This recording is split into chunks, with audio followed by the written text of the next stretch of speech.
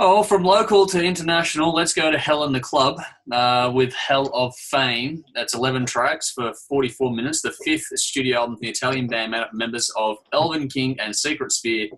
Released September 2020 by Frontiers Records. Recorded, mixed and mastered by Simone Mulleroni, who does a lot of work for that label. We did cover their last album, or maybe even two, I think. So we figured we'd give this one a go as well. Have either of you guys reviewed Hell in the Club in the past? No. First off for you. All right. Tim, let's go to you first. I was hoping you would go to me first. I thought this was a cliche of an album. Yeah? It wasn't much that I haven't heard before on here, and what really annoyed me with this was it sounded like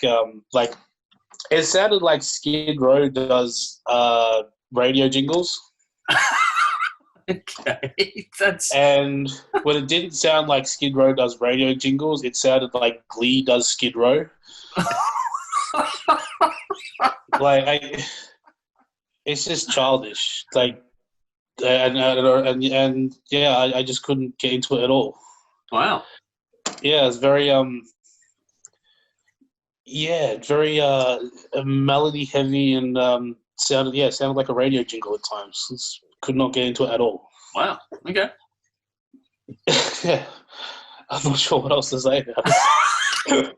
No scores, no highlights, no nothing? There was not really many highlights. Are you going to bin it? Yeah. Okay. Oh, it's a bin. I think it's our first Zoom bin album. I could not get into Is it this. Tim's first bin? No, I've been Nita Strauss. Yeah. Oh, yeah, that's right. But it's good that Tim bins so few that he knows what they are off the top of his head. Yeah, that's good. All right, over to you, Brendan. Yeah, much like Tim, I struggled with it.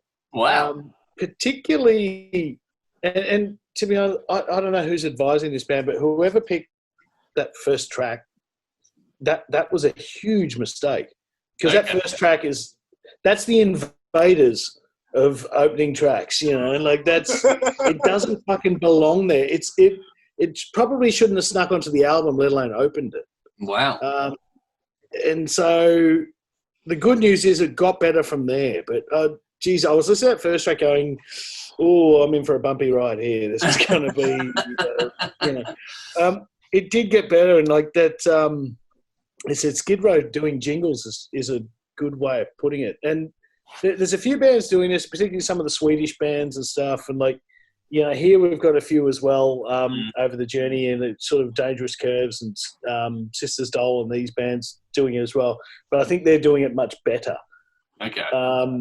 You're going for that kind of retro sound, but, if you don't put some kind of stamp on it, it just sounds a bit try-hard and same-ish. Okay. The album didn't do a lot for me. I didn't hate it. It definitely got better as it went on. The guitar riffs were pretty solid. It sounds good. I thought the vocals were very thin, and that's a mix, not having a go at the guy singing. I think it just, I don't know. It's the vocals seemed almost washed Wow, out. when did you listen to this through? It's just on Spotify. When I normally listen to it. Yeah. Wow. Okay, I didn't get that impact at all. But all right.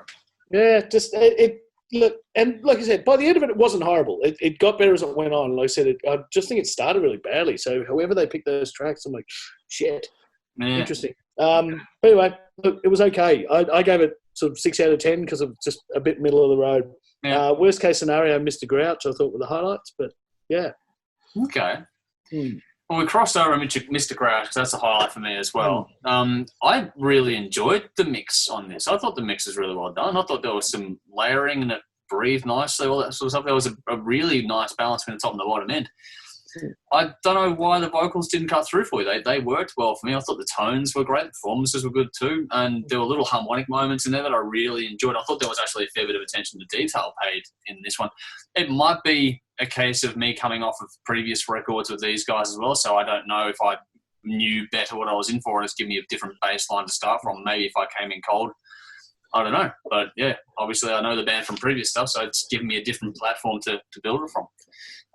At its core, it is that very European thing we've got going at the moment. It's the riff-driven melodic rock that, if you it's got that sort of thing where it crosses from sort of flirting with metal to flirting with the AOR kind of thing. Anywhere in between that sort of wheelhouse, they go great on things like Melodic Rock Fest, for example. They fit right into that lineup. I thought the writing was good. I liked the hooks on it.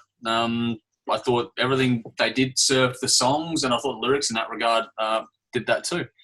I actually enjoyed the energy and the track order. I thought it was a feel-good one to put on as well. I'm surprised that it didn't go as well with both of you guys. It's interesting. Yeah, I don't know.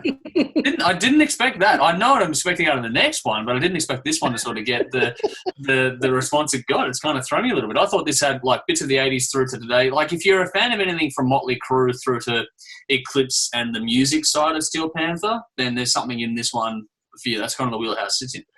I don't know. For me, yes. Satchel would beat you up for saying that. Well, he can try. I think it's a girl anyway. The melodies are good. The thing is, it's just all melodies. But I don't mind that. I guess I don't know. That's the thing. It's non-stop earwork. Nah, I don't know. Sit you guys down and see it.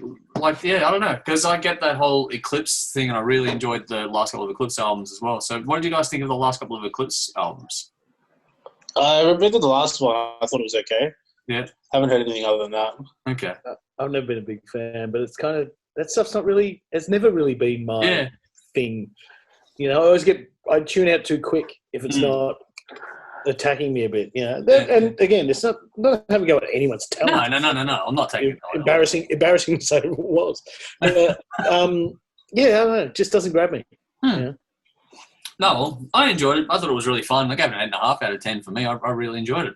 So an 8.5 for me and a bin from Tim. So we'll see how we go. But I did pick Mr. Grouch, Lucifer's Magic, and Here Today, Gone Tomorrow as my standouts. Now we'll move on to the